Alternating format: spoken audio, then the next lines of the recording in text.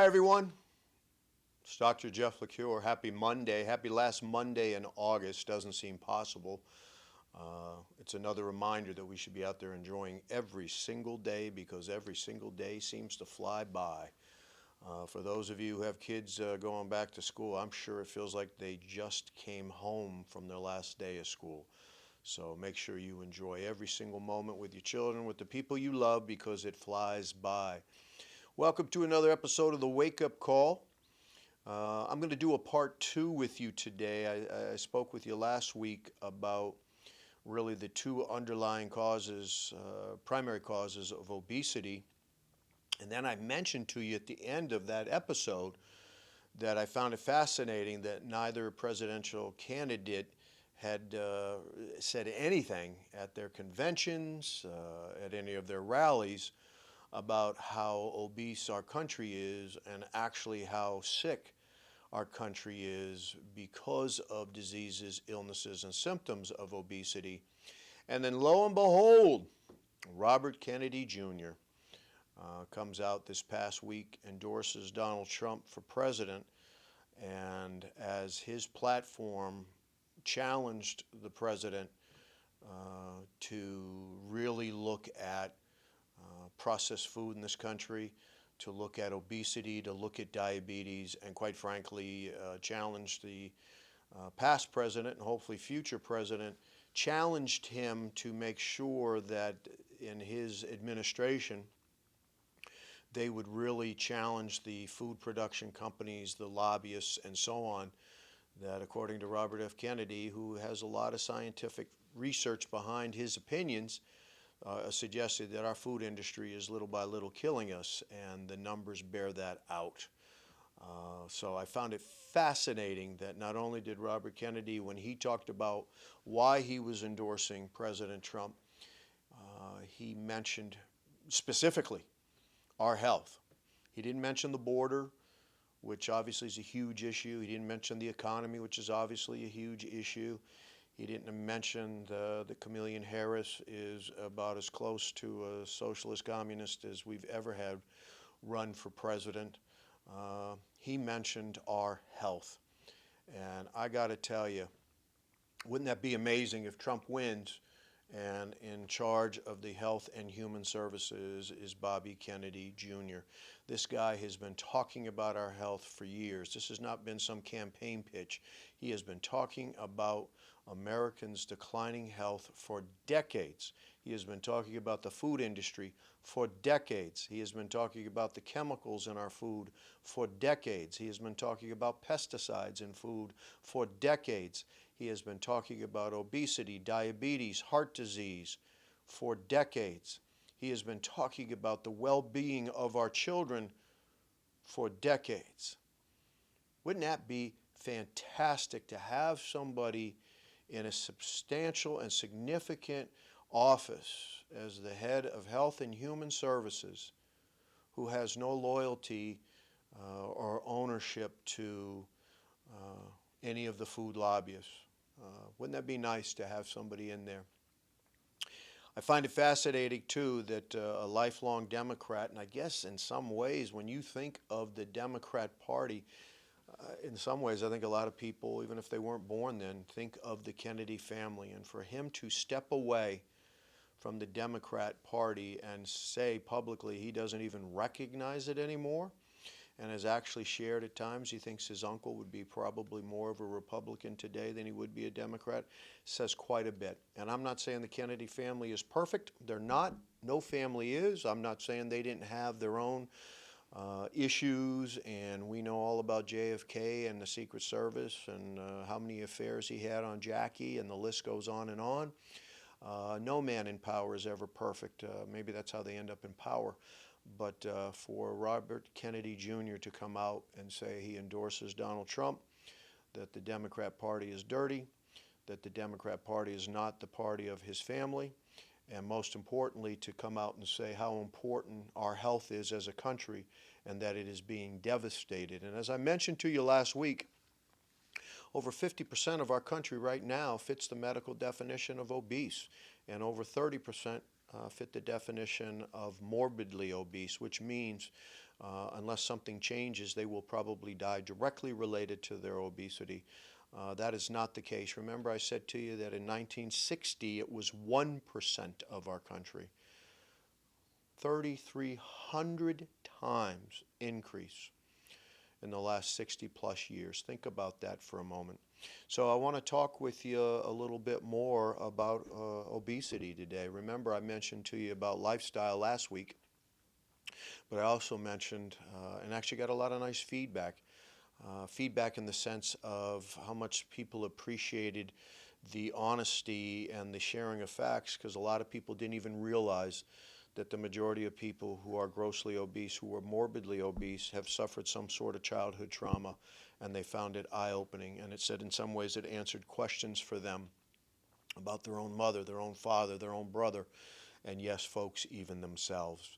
And so I want to kind of close that loop that I certainly opened with you last week around obesity. And a lot of you who follow this particular podcast, I know you follow my podcast with Richard Yancey, Bros Who Know. And we are going to do, I think, in some ways, maybe, and we've already done 40 plus episodes, I think this week will be our most provocative episode we've ever done. I think it will be, it shouldn't be, but I think it will be the most controversial, because we are going to throw out some real facts nationally and internationally in how we define beauty in women and cultural definitions of beauty. And my sense is once you hear this, it's going to blow you away. The reason I mentioned what Rich and I will be doing later today in our Bros Who Knows podcast is because I want to go back to the fact that when you look around today, right, so many people, it's not, again, that they don't care about how they look, because they're not happy with it. No one is happy morbidly obese. Let's again shatter the myth.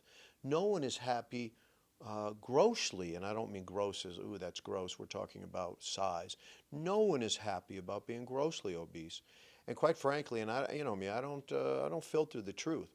No one is happy being fat. I'm not talking about a few pounds. I'm not talking about curves, both for men and women.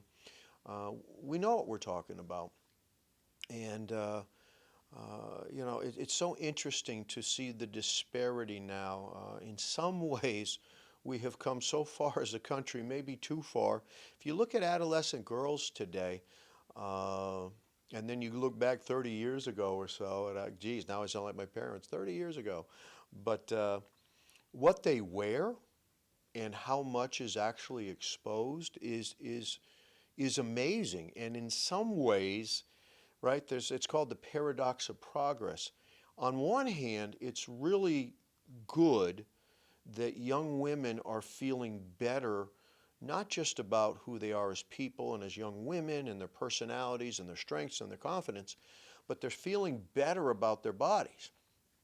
However, when we really kind of get underneath the surface, even though they're showing more, and in some instances, and I don't want to date myself and age myself, I think too much, and I really wonder why parents are allowing their daughters out of the home with a fourth of their butt cheek hanging out, with massive cleavage showing.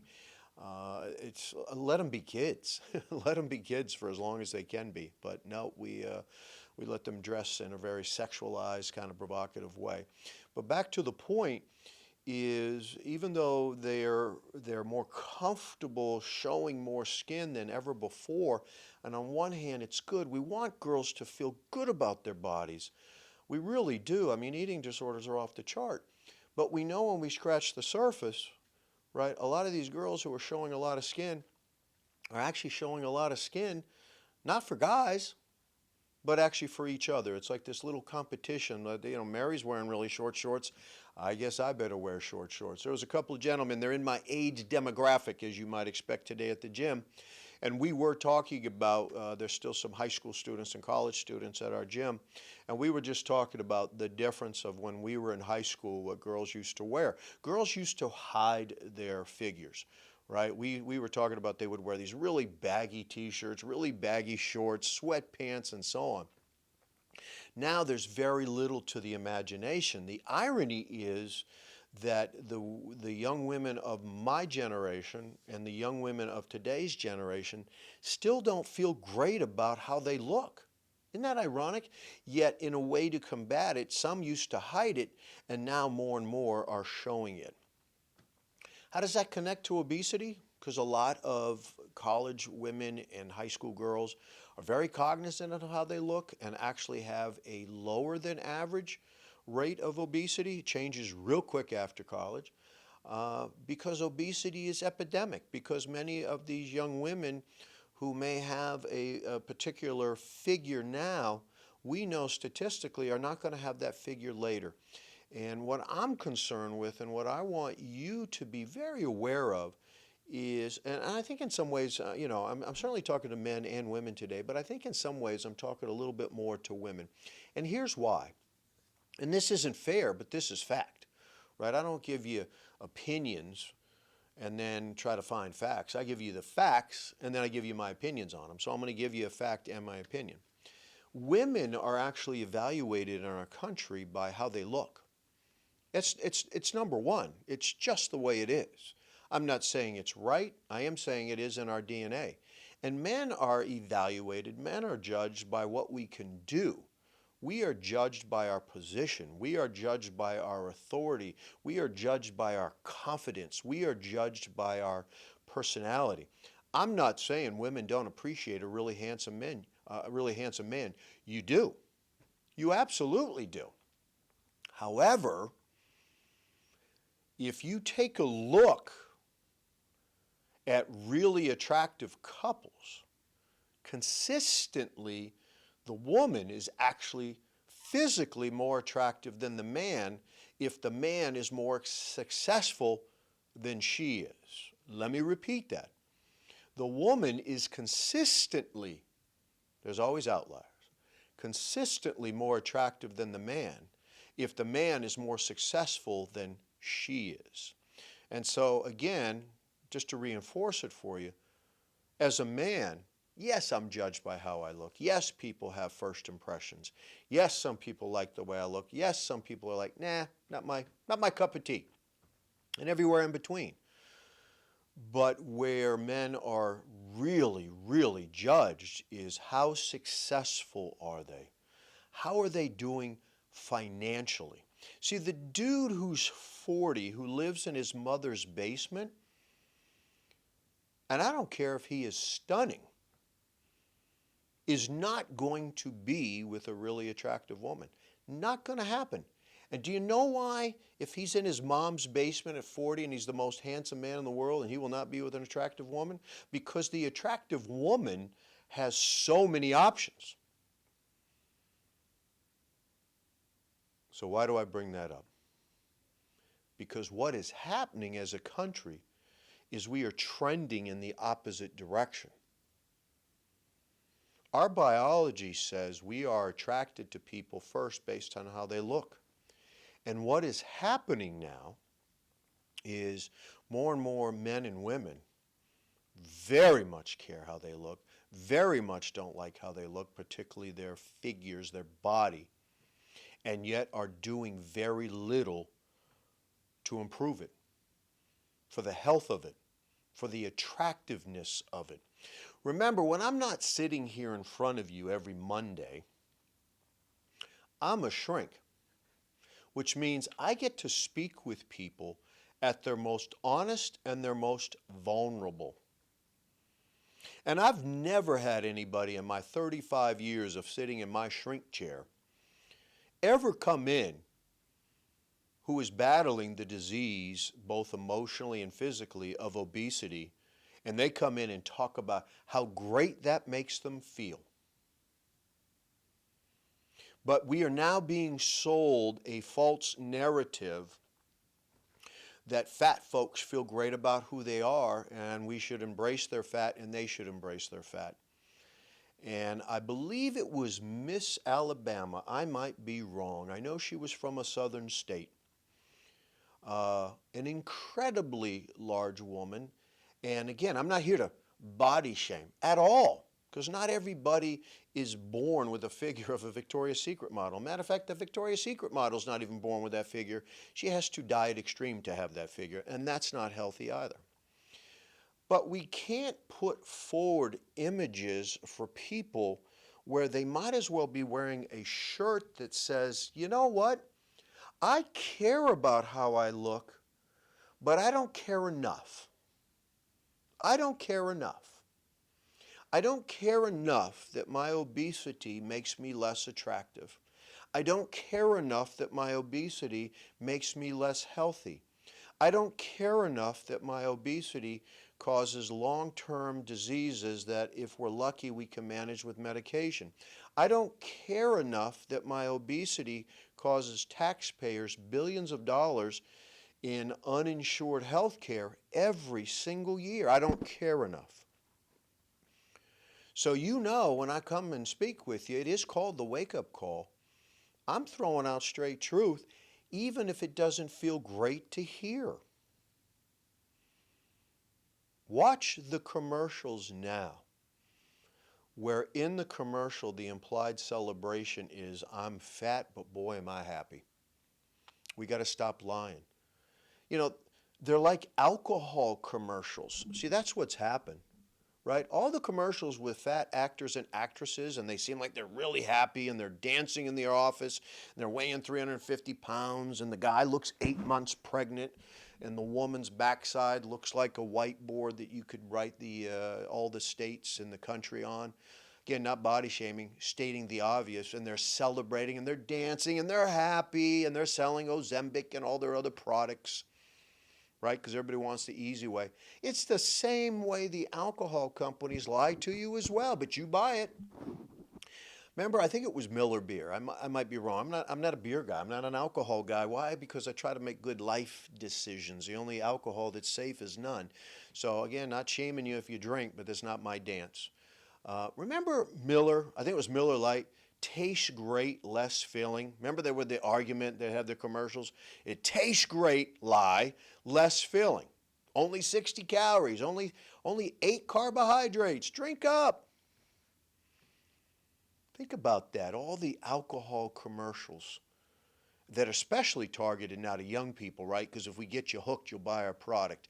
And the alcohol commercials suggest that if you use their product, you'll be more appealing. If you use their product, you'll have more fun. If you use their product, girls will find you sexy. If you use their product, men will find you beautiful. It's a lie. It's a lie. See, before the fentanyl surge, before the opioid surge, the leading cause of death in this country, as far as drugs and alcohol, was alcohol. And alcohol still destroys more lives than any of the other drugs, including fentanyl and heroin and other opioids, combined. Remember, it is estimated that between 1 in 3 and 1 in 2 kids grow up in an alcoholic family. 1 in 3, 1 in 2. But it tastes great, and it's less filling. And we're going to continue to have those ads of really attractive non-fat people. They don't want to show you a lot of fat people drinking because that's the fear for the alcohol companies, right? If we tell you the truth, that people who tend to drink a lot tend to be obese. I'm not saying you don't have really skinny people because you don't eat well, you're not healthy, et cetera, et cetera. But the big lie is that somehow having a lot of alcohol, using a lot of their products, you're going to have more fun at the game, you're going to have more fun at the party. It's just fun. Tell that to the children who grew up in an alcoholic home and they stood outside or they were inside and they were at the picture window of their home and they were looking outside to see how dad was when he came home from work because they got a D on their report card. And they knew if dad had stopped at the bar and got a D on their report card, they were going to catch hell. But if dad came home and hadn't been drinking, he might be reasonable. And as long as I'm talking about drugs, and by the way, the most substantial drug in our country, and only Bobby Kennedy is talking about it, is food. Food's the number one drug. Food's the number one addiction in this country. Food is the hardest addiction to beat because you need it to survive. You do not need Miller Lite. Tastes great, less filling. Imagine going to a Overeater Anonymous group meeting, which is supposed to be like AA, but that's kind of a fraud because it's not like AA, because AA is refraining, is stopping, and the list goes on. But imagine going to an OA, Overeater Anonymous meeting, and going, "Hi, I'm Jeff, and I haven't eaten in 12 weeks, and everybody claps. So you could see how drugs and alcohol, and in particularly alcohol, and how we market it. Well, what's happening now is our next generation of you're being lied to is food. It's food. Think about it for a second. Think about how we use food in this country, just like alcohol. See, we're just coming off the weekend, and I know I got viewers out there who on Friday were saying to somebody at work, "Oh, I can't wait to tie one on." Or after a tough week at work, "Can't wait to have a drink." Yeah, that's real healthy, real healthy. "Can't wait to put a chemical in my body because I can't deal with reality." That's what you're saying. Same is true with food. Think about it. "Happy birthday to you," right? What do we use? Do we give them skinless chicken? I don't suggest we do. Steak tips, broccoli, baked potato? Nope. We give you a cake. We give you ice cream. What do we do? And I hate when parents do this. Don't do this. This isn't good parenting. "You know, Billy, if you get all good grades, we'll go to Dairy Queen." Not a sponsor. "We'll go to Friendly's." Not a sponsor, right? Think about where we go on a first date. We usually go out either for a drink, alcohol, or out to eat food. See, we use food and alcohol as a way to celebrate, and we use food and alcohol as a way to medicate. I challenge all of you, what's the actual definition of the word diet?